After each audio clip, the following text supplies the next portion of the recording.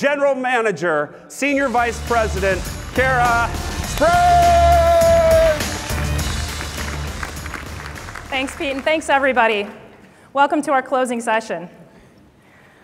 You know, it was 1 year ago at Agility in Chicago when Francois approached me and asked me if I'd ever consider joining F5. Within just a couple of months, I had said goodbye to my city of 13 years, San Francisco, and my job of 13 years as a McKinsey & Company partner, packed my bags, moved to Seattle, and started as the position of general manager of ADC. I accepted the job for 2 reasons. First, I fell in love with the people.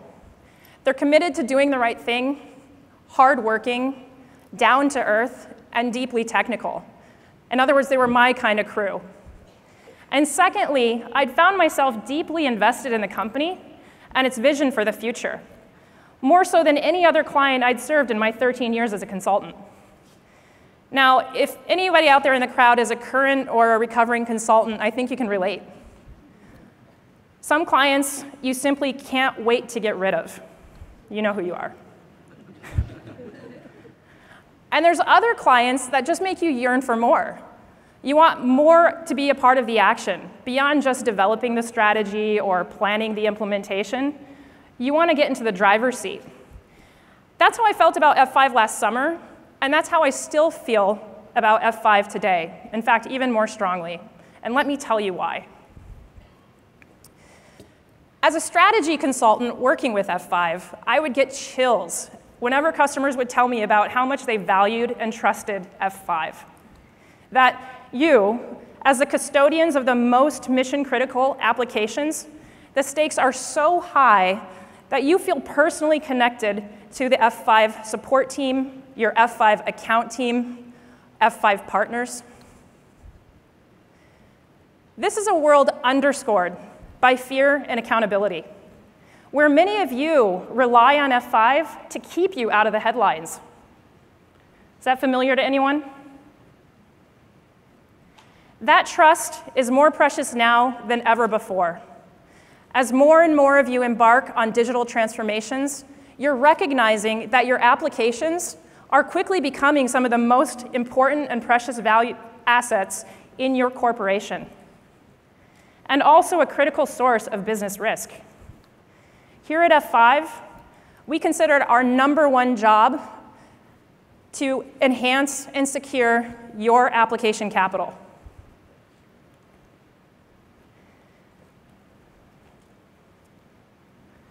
We've placed our bets on that value proposition and poured tens of millions of dollars into R&D to build out what we call the multi-cloud application services vision. It's transitioned and transformed the way that we, F5, think about, build, and deliver our solutions for you. In my first few weeks on the job, I heard from a customer that some vendors were offering them jets while others were still building steamships. I smiled when I heard this, because I knew exactly which rocket ships we were prepping for launch. Allow me to demonstrate. First, F5 remains 100% committed to your apps, every single one of them. We believe that your apps are the most valuable asset in your company, and we're doing everything we can to make those apps faster, smarter, and safer. And second, we believe that in the age of application capital, every app is important. Now, we heard a few stats from the presenters yesterday, and I'm going to throw some data at you and then try and stitch together how those fit. First, we heard that the average enterprise has on the order of hundreds of apps. And we heard from Francois that there's roughly 250 million enterprise application workloads alive in the world today. We also heard that you can roughly estimate that about 1/3 of those apps are considered mission critical. But the important piece of information that we also heard yesterday was that 53% of all cyber threats today are targeting the application. What does that mean? That means that even the long tail of apps, even the apps that you didn't think you needed to care about, The 2/3 that are not mission critical are important sources of vulnerabilities in your organizations. A couple examples. I spoke in my breakout today about a large retailer 4 years ago that had in the order of millions of customer records exfiltrated from their point of sale system. And the way that the hackers got into the point of sale system was through the HVAC vendor.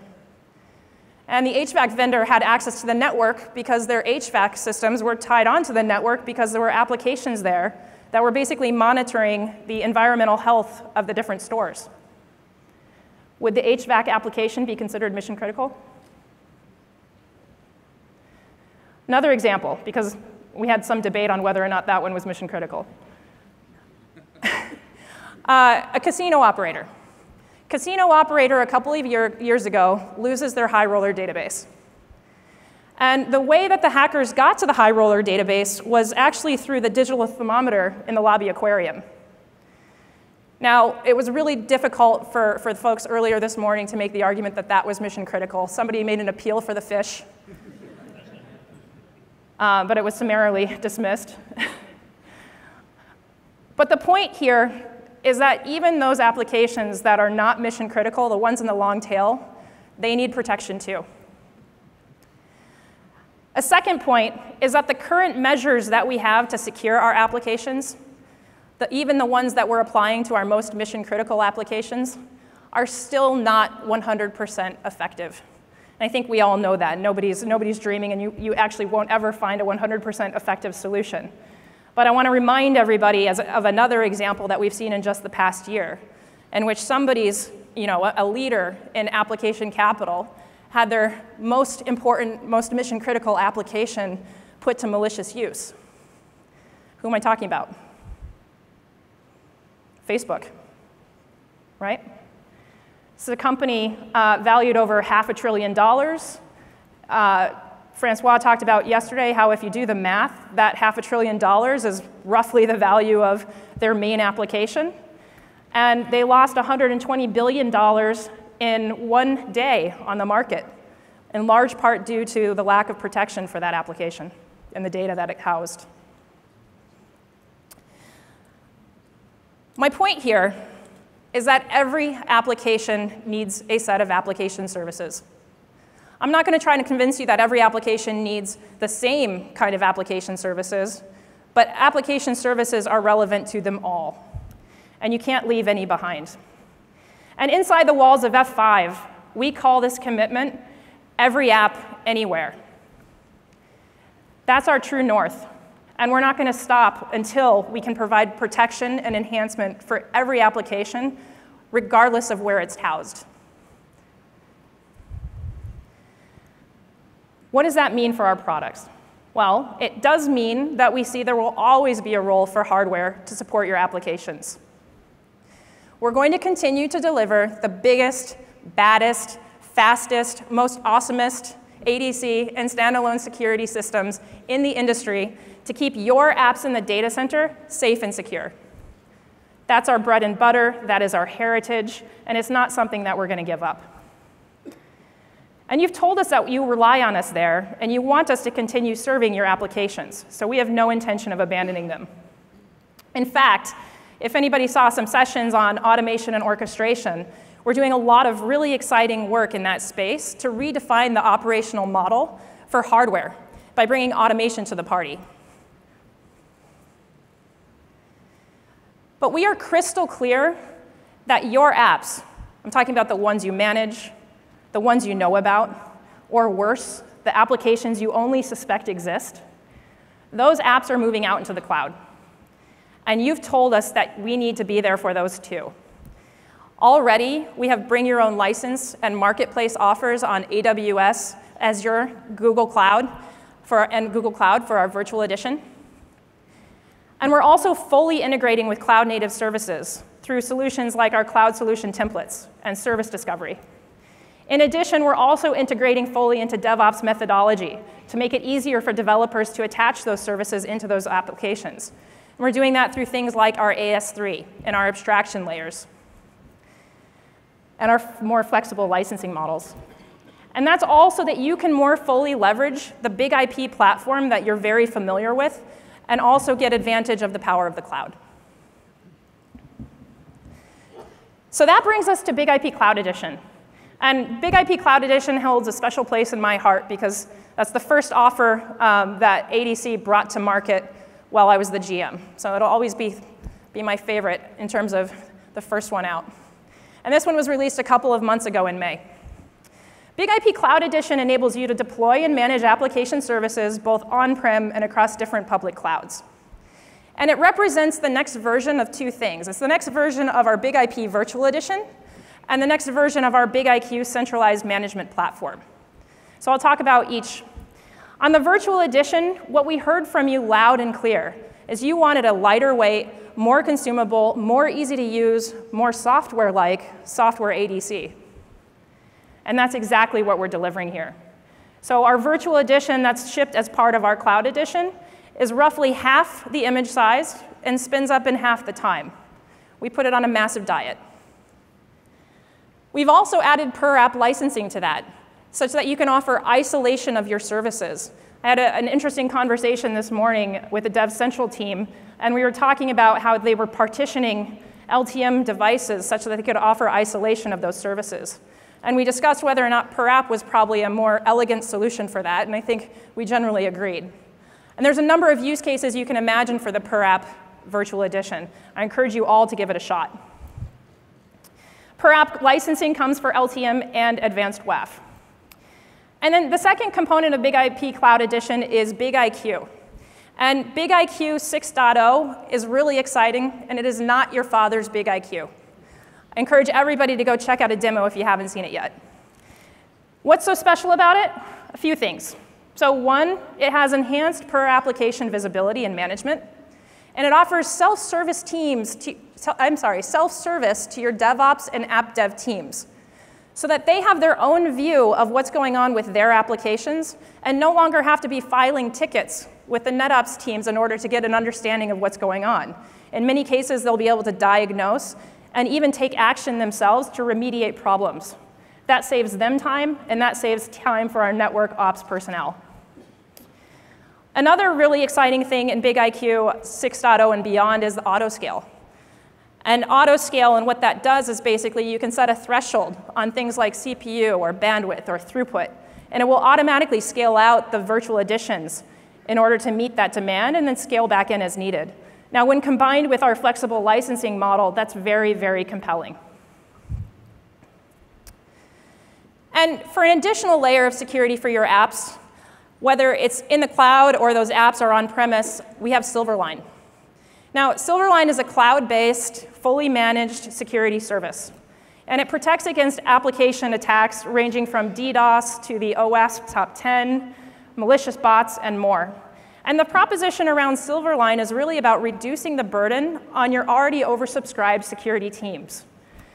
If you read any of the reports on staffing in the IT industry, you'll quickly find that cybersecurity is one of the most sought-after skill sets. And I'm sure there's many folks in here that have tried to find cybersecurity professionals at a decent pay rate and are unable to. In many ways, that's what's driving this move towards managed security services, which Silverline slots right into. And so coupled with our F5 security experts, which you got a good glimpse of them through the sessions yesterday and today, and also from Sarah yesterday, those experts act as an extension of your staff. And they bring experience defeating some of the largest and most complex attacks in the world. Now we get to some more of my favorites. And these are the ones that are coming down the pipe. So in early 2019, we're going to be introducing our cloud-native application services. Now this is specifically designed for the apps that your DevOps and app dev teams care about the most. The ones that they are working nights and weekends to stand up, the ones that they bleed over to make the customer experience excellent, and the ones that are going to be driving revenue and growth for the business. Now there's three things I'm particularly excited about with this. First, it's a simple and cost-effective solution for deploying traffic management and security services from within a continuous integration, continuous deployment workflow. It integrates right into CI/CD. Secondly, It provides developers with insights that will enhance their end users' digital experiences. As you're undertaking digital transformation initiatives and standing up new apps to engage with your customers, one of the primary measures of success will be how well those applications perform and how the user experience reacts. And that's precisely the kind of insights that we will be able to surface, serving as the proxy. Things around how long does it take for a certain application to be responsive to a customer?